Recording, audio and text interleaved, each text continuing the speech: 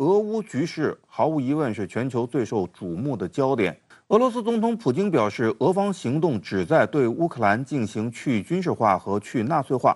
孙先生，您认为所谓的去军事化和去纳粹化究竟是什么意思？其实要实现非军事化和去纳粹化这两个目标，就需要彻底打垮乌克兰的政府和军队，否则呢，你很难去解除乌克兰的武装。当然，在俄罗斯的设计或者预计中，可能是想在俄军非常强大的这种军力攻势之下，加上舆论的宣传鼓动，能够快速的瓦解乌克兰政府和军队的抵抗意志。现在来看呢，我觉得这个计划没有实现，也没有奏效。所以说，这个要实现这两个目标，战争的规模和烈度很容易是持续的升级，甚至失控。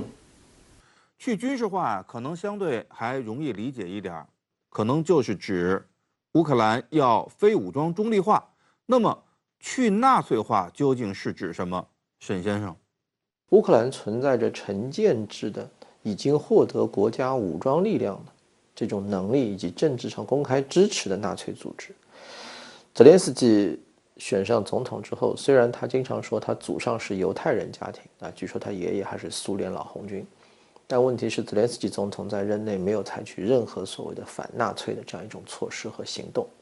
从这个意义上来讲呢，我觉得普京总统在宣示他的目标的时候，将这个去军事化和去纳粹化相提并论，其中相当一部分呢，我想大概可以这样推测：第一呢，就是应该要消除有组织的纳粹武装，亚速营必须被歼灭，成建制的歼灭。刚才我们通过短片也了解了战场上的一些细节。沈先生，您认为俄方的这次军事行动有哪些特点？从中能看出俄方有怎样的战略目标？这次俄罗斯给自己设了一个非常高的标准，他要进行一次干净的、有一定强度的军事惩戒行动。如果你有人硬说你就是大规模的侵略，你开玩笑，你看看伊拉克、阿富汗，开战当天大城市基础设施直接给你摆平，好吧，直接就给你扬了。还有你现在基辅那儿有直播探头，到处可以上网，日常生活基本没受影响，打击点只有精准的落在目标区里面，军事目标区，所有的民用建筑，现在为止发现的证据全部是乌克兰人自己打的。在这样的情况下，俄罗斯想用一种就是所谓的，实际上就是外科手术了，去切除临近它的核心领土边上的一个毒瘤。这就我觉得就是一次高强度的，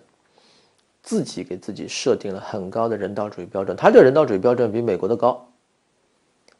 高强度的军事惩戒行动，我是这样觉得的。既然动手打了，那么俄罗斯究竟要打出一个什么样的结果？陈先生，我想现在随着局面的逐渐的明晰大家慢慢的也可以看到俄罗斯现在的目标不是说要全面的来对乌克兰来进行一个进攻。那么其实普京总统在他宣布进行军事行动的那次电视讲话里面讲的也很清楚他的目标不是要占领乌克兰。我想呢，更多的是以打来达成他的这个战略的目标那么现在俄罗斯它这个主要的力量也是集中在这个基辅附近那么当然在东部和南部也有一些力量来牵扯乌军的这个精力。他的目标主要还是通过对这个基辅的这个威慑那么使得乌克兰方面能够在这个谈判桌上接受俄方的条件。我想这是他的一个主要的目标。